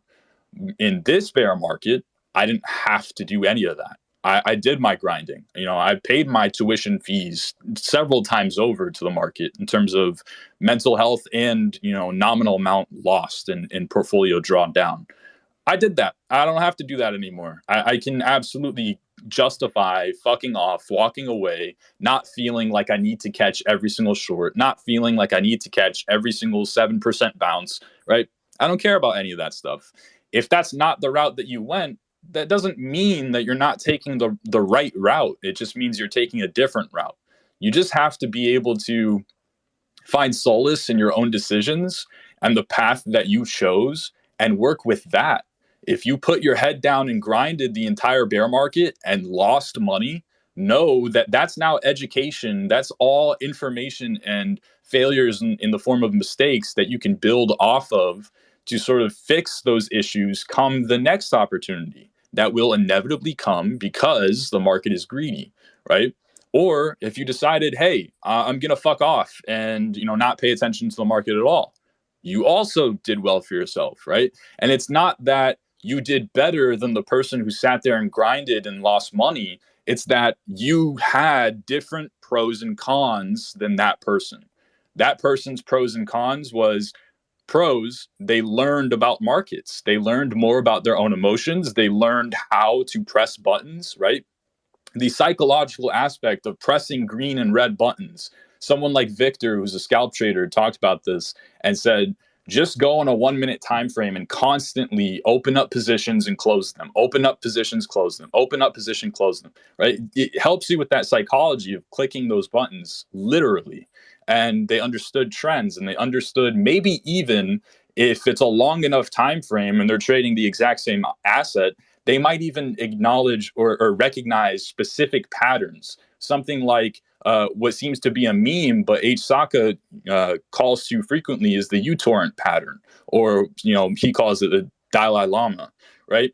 You might even come into like those sorts of pros, but your cons might be that you drained your mental health, you drained your social life, you drew down your portfolio, right? The other person is going to say, oh, well, I maintained my capital, right? That's my pros. I, added on to those other aspects of life. Instead of me drawing down my social life and my mental health and all that, I built onto it. I developed some new hobbies. I might have, found a new job, developed a new side income, side hustle, whatever, right? But I didn't get any market experience. It's right. I mean, if I'm sitting out the past year and you're grinding the past year and we have the same exact experience, you've now surpassed me in terms of instinct, right? Or positioning or that sort of stuff. So come next bull market, you might kill it more than I will. And that's something that I'm willing to live with. There is no right or wrong. There's just this like everlasting like envy and jealousy of, oh, someone else said that I shouldn't be trading this market right now. They're right. I need to not be trading this market right now. It's not that. It's just that you have to be able to come to terms with your own decisions and deeply, like genuinely, like not care about them, right? And be willing to live with the pros and the cons, because that's life, man. It's just a balancing act. Every single decision you make has a pro and a con. It's always just, I mean, everything's just risk reward, right? You get in your car, you risk getting into a car accident. The reward is that you get to work so that you can pay off your bills, right? So you always take that reward. And I'm sorry, you always take that risk because the reward is worth it to you. It's just life, and you run through those sorts of like subconscious decisions every single day. You just kind of have to think about trading in that same way. You just kind of have to step back a second and process those decisions, because it's not something that you're familiar with, because it's not just getting in a car and driving to work every day, right? That's something that you've gotten accustomed to. You don't have to run through that process every single time, right when you open that car door. That's not something that you do, but it is something that you should be doing when you approach something, foreign to you, like markets, which is most people's cases. Build that infrastructure, boys. Build that infrastructure. Mercury, man, I wanted to get your thoughts, brother, like more on the psychological aspect. Throughout the events that have happened in the year, how did you react to, say, the Luna UST crash and how that affected the market, and also more recently the FTX crash? How did the chart look versus the sentiment? Because when we were talking about, in the bull market, like Gwyneth Paltrow made an ETH domain, Ethereum went up like 40%. No, it wasn't Gwyneth Paltrow. It was that actress from Legally Blonde, Reese Witherspoon. Yeah. she's like, "Hi, crypto Twitter," and I thought like, "Oh shit, we're about to dump," but Ethereum still went on to made new highs, and if we compare that to the FTX drama, we barely, and I mean barely, putting candles below the 17 that 17K bond that we put in June. We practically retraced back up near the June lows, and if you compare that sentiment and that event without looking at a chart, I don't think there's anyone that can tell you that we wouldn't have been under 10K. And Payne can tell you, some of our extended network dead ass believe that should FTX go under, we probably would have been trading at under 10K. And lo and behold, all those assets were fake. They were pure paper assets. So I wanted to get your insights on that as we do have to start wrapping up. I don't want to, go over the time limit. Yeah, I'm not sure what the time limit is exactly, but I kind of have to get going soon too. But it was just all surreal to me, man, because so like it's gonna sound corny, but a lot of people will tell you like, hey, narratives follow price. And to some degree, I am a believer of that, right? Because I gave you my whole philosophy on narratives is that I don't give a shit what narrative you're giving me. Hey, is the market going down because Luna blew up? Or hey, is the market going down because FTX insolvency? Now, obviously, I'm not naive enough to just neglect those and say, no, it's because the chart's heading in this direction of my moving average, right? I'm not stupid enough to just say that outright. But, any event, cataclysmic or minuscule, is going to affect price action, and price action has to reflect that. So, like you said, it's sentiment. And the way that I think about markets is it's all just a social experiment. And it's like we're given these assets and it's on us to determine their price. And that's it. I tell you what something does. I tell you why it deserves to be at a certain price. And then you decide how much you're willing to pay for it and whether that asset is undervalued or overvalued, right? You buy or sell. And that's it. And it's a social experiment. And so if the market is a social experiment driven by humans, what are humans driven by? Emotions, right? What drives you to want to give to charity? What drives you to want to make money? What drives you to anything that you do in life? You're driven by emotions. So indirectly, the market itself is driven by emotions, right? The market's driven by humans. Humans are driven by emotions. Therefore, it's that what is it? Pythagorean theorem, right? So therefore, the market is driven by emotions, and that's it. And it's just going to reflect emotions in any direction at any given time. And there's nothing else that any of us can ever do about it. So it's just, it was mind blowing to me because the effect of, I mean, let's be honest here. I wasn't shocked that Luna blew up. Why the fuck would you ever be shocked? If it smells like a Ponzi scheme and it looks like a Ponzi scheme and it walks like a Ponzi scheme, it's probably nothing, right? That's the whole motto in crypto, or at least that's, in my eyes, I know people directly, some of my best friends who lost everything in Luna. I'm still willing to make that joke because that's the truth. It's walked like a Ponzi scheme. It smelled like a Ponzi scheme. It was probably nothing. That was your thought process when you invested into Luna and getting 19% APY. So, I mean, that one was kind of a given. Like, I wasn't too crazy. Now, at the time, one of my dear friends actually called me at 3 a.m. and was very depressed. And I had to sort of sit on the phone with him for about an hour and a half. And so that wasn't fun, right? So it felt very real, because of that reason. But otherwise, I was just chilling. The same way that I was chilling during FTX insolvency, right? I had the luxury of not being affected by FTX. The only way that I was affected is I have a lot of friends for any other reason who had way too much money, and one of them pretty much their entire net worth on FTX. So that affected me emotionally on their behalf, right? I felt bad for them.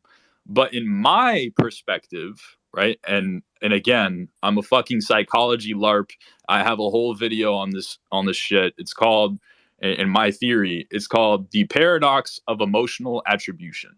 That's what I like to call it, right? You can't look that up and find some sort of paper written about it. There's no such thing. I made it up, right? The idea is that when you look at a Wall Street chart, that, meme that goes around with all the pretty colors and says, this is distribution, capitulation, euphoria, hope, optimism, blah, blah, blah, whatever. When you look at that, that is giving you the at face value, the assumption. It's giving you the sentiment, right? But if I am bearish on Bitcoin at 60K and I've navigated the market efficiently to the point where generally I can pretty much just wrap it up and say, I was bearish since 60K.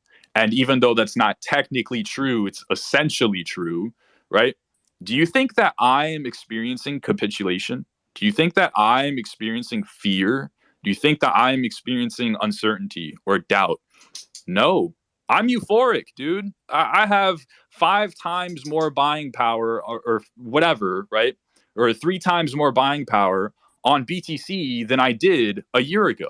I'm fucking euphoric. It's a paradox. You cannot tell me that this price action is capitulation or fear or FUD or whatever the fuck, because I'm not experiencing that.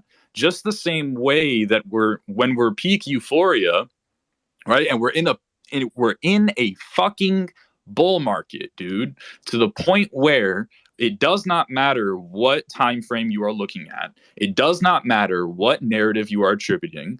It does not fucking matter. It doesn't matter what your overall grand thesis is, whether you're bullish on BTC or you subscribe to Plan B's stock to flow model theory, or you are a subscriber to Willy Woo's fucking newsletters that he charges up the ass for, that he, stopped doing. It doesn't fucking matter.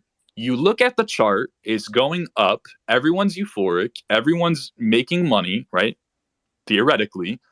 And you, because you've been shorting tops and because you've been buying tops and shorting bottoms, you're not experiencing any of that. So how is it that that's euphoria? It's not fair, right? So it's like, how could I try to reflect the market's emotions, right? Other people's emotions onto the market when I myself am not experiencing those emotions? Because that's not what the market has forced me into, right? I'm not a slave to the market. The market doesn't get to dictate what state of emotion that I am in at any given time, right? So how is it fair to me or for me to assume that other participants are feeling those exact same sort of, effects? It's not.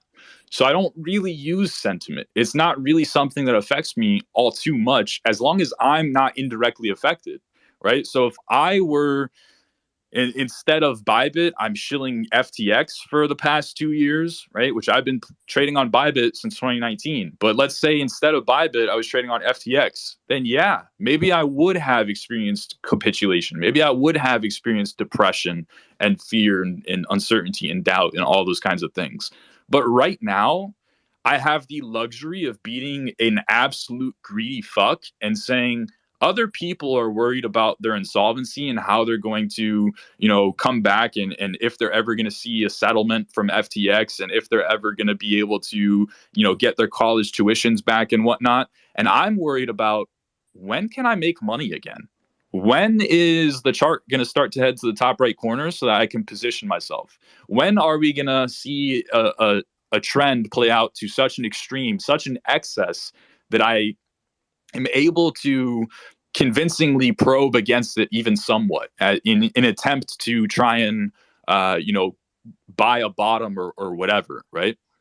That's what I'm worried about. So it's like a complete decorrelation. I have to remind myself that people are experiencing those emotions, because I myself am never in line with that, right? Or at least I'm not subject to it. That was epic, brother. That was epic. Payne, do you have any closing thoughts? Not too much, man. I just wanted to thank you for coming up here, Mercury. You dropped a lot of words of wisdom, and you went on an epic rant, man. And I just wanted to say appreciate it. I appreciate you guys letting me rant. Mercury, I have to ask you, bro. Are you ever gonna write a book? I think that would be absolutely incredible, dude. Like you're very outspoken and you're very articulate, bro. As you were going on your speech, dude, like my mind painted the Luna chart, it painted the FTX chart, it painted 2017, dude. And let me tell you, dude, all those tokens you mentioned, Dragon Chain, et cetera, dude. I remember buying those tokens in early 2018, dude. And me and you pretty much have almost the same exact way we got into crypto. Like for me, it was December 2017. People were talking about ETH, and they were talking about crypto kitties and XRP as well, and Verge. And yeah, man, it's great to publicly connect to somebody from the 2017 class. I think that class is something special, man. And one thing that I've noticed, something that like a common trait that we have is, you know, just as you said, even throughout this downside, people do paint that chart like, extreme fear and all that shit. For myself, after the ETH merge, I have been actively getting out of the system into cold hard cash after I experienced a near death spiral with UST.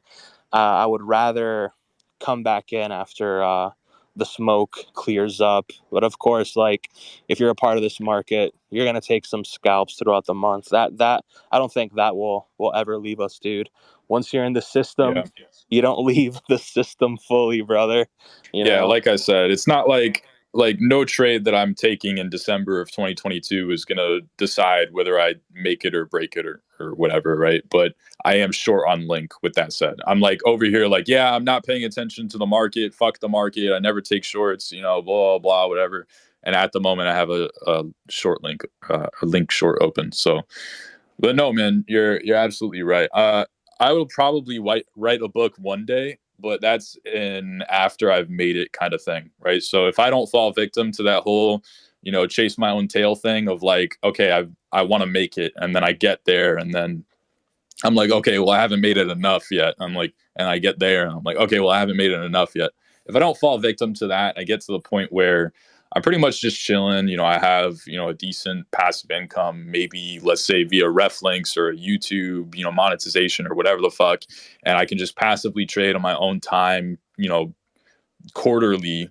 Then, if I find that time, that is maybe something that I'm going to entertain. But priorities first, man, and main priorities. I got to retire. I got to retire my parents, man. So that's the main goal. That's the Yeah, I'll know bro. I've made it once I do that. So after I do that, then we reevaluate. We start over and we go again, and then yeah, and then we can go from there. But first things first.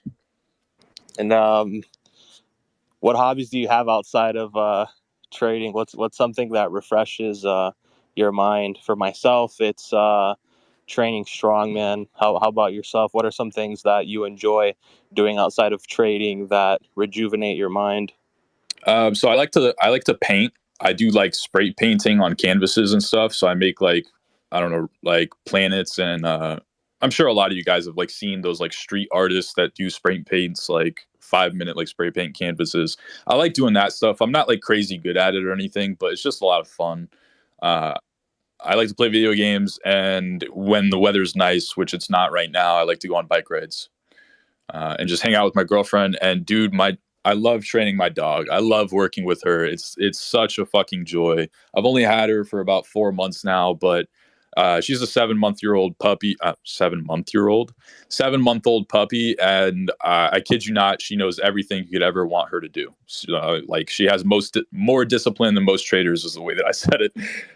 But yeah, she's pretty awesome, man. I can like tell her to sit down and stay and then like pretend to throw a ball really quick and say like bananas or like bread or like whatever, and she won't go for it, and then I'll say break and she'll run and I can throw the ball and she'll go get it. So like I take pride in that kind of stuff, like working with my dog, spending time with my girlfriend, watching videos, whatever, watching Netflix. Like I love watching MasterChef. It's been like a binge during like boring periods in the market. Is I love watching Gordon Ramsay call people a fucking donut. It's the most hilarious shit ever. I highly recommend it. If any of you guys need like a entertainment outlet, go watch Gordon Ramsay yell at people. It's the funniest shit ever. And you get to look at like really, really good looking food all day, and you get to make fun of all the people who make like really shitty looking food. So it's a good time. Mercury, I think we need more exchange CEOs and project leads to be more like Gordon Ramsay, and not these schizo jumps up and down, looks like he hasn't showered in 3 months. Representatives are telling us how we should mortgage our kidney to buy more satoshis. I think we need more Gordon Ramsay. I think that's the biggest takeaway from this space. And guys, I want to say Mercury low key gave you the top for the next cycle, and that's basically when you get a dog. When you see King Wabi buy a dog and post it here on CT, that's probably going to be the top. And when we see Wabi taking bike rides. with Joe Biden, bro, with Joe Biden, dude. When Wabi posts him watching Netflix and it's a picture of Gordon Ramsay yelling at someone, calling them an idiot sandwich, the top is in. And wouldn't it be funny, dude, if that happens? Like, I think it's 2026 in May when Jerome Powell's term is finished. It's like, all right, guys, the charts are done being painted by J Powell. Everyone get a dog, get your bikes, move to the mountainside. It's time to go home for 3 years. So man, Mercury, where can people follow you? If you have any other other resources where people can see your content, dude. Nothing else, just YouTube. Other than Twitter, just YouTube. And That's it. what's your like YouTube channel name? It's Trader Mercury. Yeah, it's just Trader Mercury. Perfect, man. Perfect. So for our listeners that are listening on YouTube, you can find Trader Mercury in the same platform. It's at Trader Mercury. Same thing with his Twitter. Before we give any closing statements, Avid, Nicholas, do you want to give any closing thoughts? Maybe ask Mercury what he had for breakfast. Maybe tell us what you had for breakfast. I was gonna say, I'm shocked you didn't ask him that, man. Yeah, dude. Dude, so Out of character. ironically, I had the exact same thing. The last time you asked me this question, Wabi, I had the exact same thing. You know those frozen Jimmy Dean croissant sandwiches? The Yeah. croissant, sausage, Bro. egg and cheese Ham and sandwiches. cheese? Yeah. They're so good, dude. So Dude, I don't Bro, I want eat you like to think that I 6 of eat them those. every day. It's so But it damn is ironically that last time you asked me this question, that's what I had for breakfast, and that's what I had for breakfast today too. Dude, I don't know how like people can either trade this market or get informed about the market on a fundamental level. Like myself, my thing is fundamental. I'm not like you guys, that have your own skill set and manage to get your own alpha in that way. I'm more of all right, if the weekly is looking choppy, I'm gonna step back. And to me, that weak ass ETH pump leading up to the merge told me, Wabi, it's time to focus on bench pressing more, right? So Mercury is riding bikes, I'm bench pressing. Yeah, me and my And, friends man, have as a far meme going that every time I go on vacation, just sell everything and walk away. It's an as, as inside far joke. as far as closing thoughts, man, I think Mercury said something earlier about the MACD, and I'd say for anyone who's like new to trading or just being involved with the markets, just be very cautious. Like I see a lot of people drawing all kinds of geometric shapes and descending wedges and using all these indicators. I know when I was first new to this space, I was just adding every indicator I could to the chart to try and find something that was going to tell me something. And as time went on, I more look now at a simple chart, just levels and support. So just be careful, because a lot of people out there will like paint a narrative. or they'll tell themselves a story, right? They'll draw a bunch of lines on the chart and then like make up a story. So look, if you have the skills and experience to do that, more power to you. But for people who are new, just be cautious, and I would say like just be careful with the indicators, because you can tell yourself whatever you want. The reality is the price is going to go where it goes. So that'll be my last thing. Yeah, for sure, man. We kind of touched on that during the voices, or during the spaces. I don't know if you were in here, but yeah, I just basically went on a rant saying how like Kobe kind of told me a long time ago, TA is vanity.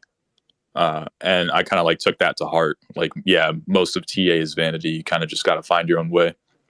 And it's really unfortunate. I see a lot of people who like, and I used to be this person too. So I see a lot of people, my puppy's whining, who will like pretty much just cover up the chart or the price action in so many indicators that they can't even see what's going on, underneath all of it all. So it's like it's a bit absurd, and like, yeah, you're laughing, but dude, I used to be this person. I used to have like thousands of levels drawn, RSI on, stochastic RSI on. I don't remember what other indicators I used to use. Same here, bro. Moving averages. I used to use moving averages, but I used to use like 10 different moving averages. So it's like I couldn't even see what price action was doing. And I was like, it's all vanity. It really is. And at the end of the day, you just have to give yourself an analysis, and you can develop a conviction with, more indicators. That's true, but you could also develop a conviction with a simplistic sort of system like mine. And it's not a right or wrong. There's never a right or wrong. It's always just pros and cons. So it's all about balance. And you just have to be willing to live with the pros. And you just have to be or take, embrace the pros and take on the cons too. So yeah, I have a simplistic system, but yeah. Apologize for rehashing that. Yeah, I wasn't in here at the time. I was in some space listening to the Sam Bankman-Fried got arrested, such and such, and then I came in late, so my bad. No, you're good, man. It's a great point, and it needs to be reiterated 18 more times. Seriously. And also, guys, I would like to point out, I very much enjoyed the spaces. You guys are all fucking awesome. Thank you so much for having me. I really appreciate it. All the speakers too, and everyone asking questions and whatnot, and people tagging me in chat and DMing me and saying, all the kind words and stuff. Really just thank you all. You guys are awesome. But I would like to say a special thank you to all of you for not fucking playing video games during the spaces. Holy shit. Like, wow, how fucking disrespectful. Merc, I've been playing Dragon Ball Z, bro. Dragon Ball Z, dude. Listen, man, I don't hear you clicking and button mashing in the background as you're asking me a question. So that enough just shows you have some sort of fucking decency. So yeah, appreciate it. And also, like, we have more lexicon from the way that we speak. We don't just say, "Oh, to my knowledge." I'm not sure what that means, but if it was there, then I just didn't know that. But I just want to say I had no prior knowledge to that. But you can ask the respective teams, and maybe that can be sorted. God, dude, this Sam thing needs to end, dude. Where is he? I don't see his profile picture. Dude, he needs to. He got arrested, Mercury. You didn't hear? That's what I was saying. Okay. Dude, that impression was just fucking spot on. Dude, that's gonna be like, I think that's an event that can cause some volatility, but we'll probably host an impromptu space should we see price action react to his inevitable trial. I think that's something that can induce some pretty good volatility, but knock on wood. Nick, I know you want to give some closing thoughts as well, brother. Go ahead, man. And thank you, Mercury, by the way, for the kind words, man. Thank you, dude. You're a loved individual within the community. Trust, bro. Trust. This was something that we've been trying to coordinate for a while, brother. So yeah, man. Thank you for taking the time out of your week, man, to join us in on the conversation. So go ahead, Nick. Yeah, I wanted to mention in terms of smaller flows, I definitely think Mercury has a great case. This is something that I've been advocating for is, if you don't have a strong stomach right now, if you've been hurt right now, get in when the trend is there. That is going to be your long signal. So totally agree with Mercury. The other things that I would say right now is there's likely a ability to go look for some type of arb trades or carry trades or something that's event driven that you can set up. If you guys aren't coding right now, definitely go learn Python, figure out how to set everything up. What I did like about what Mercury was saying is the ability to kind of flip through these signals, right? Go set up the infrastructure to go and do that. That's something that we've been working on internally, and just building right now in the bear market, super important. So if you guys can do that, if you guys can survive, you'll be okay. Totally agree, man. Probably some advice I need to go take myself. I don't know anything about coding, but yeah, I 100% agree. All right, guys. So without further ado, I want to thank Trader Mercury for coming in here and just dropping absolute bombs. It was epic to hear you, dude. If you ever decide to make a book series, don't forget to include some of us in the seed round. Mercury Literature Ltd. I'm sure it'll have some pretty juicy APY. I'm sure you'll find some excellent market makers for that to provide some liquidity. And yeah, man, we can't wait to hear more from you as the next few quarters roll on in. And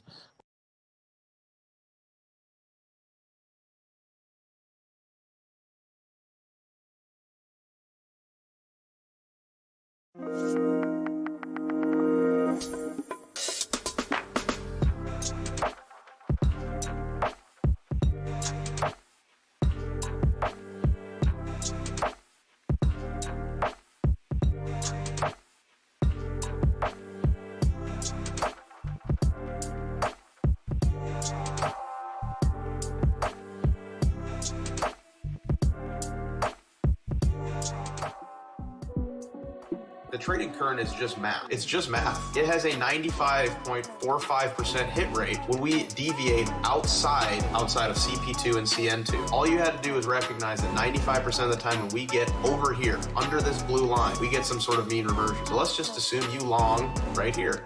95 out of 100 times. When I buy this, I'm going to get some sort of bounce. It's just math. Look what would have happened as we move up. Look at the bounce that came after. And now look where we are. If you had just blindly followed the current, you take all emotions out of it, and you say, I'm going to trust the statisticians, you would have bought Dow Jones somewhere down here under 30,000. Depending on how you want to measure it from absolute top to bottom, 20% move. We also have multi-time frame alerts. You don't even have to be at your computer on TradingView. You can ping your phone. Now, the current has some really awesome features, and I would urge you guys to join our Discord to get access to it. We give it away for free as a tool to the community. It's just math. There's really no need to overcomplicate things, not even in the slightest.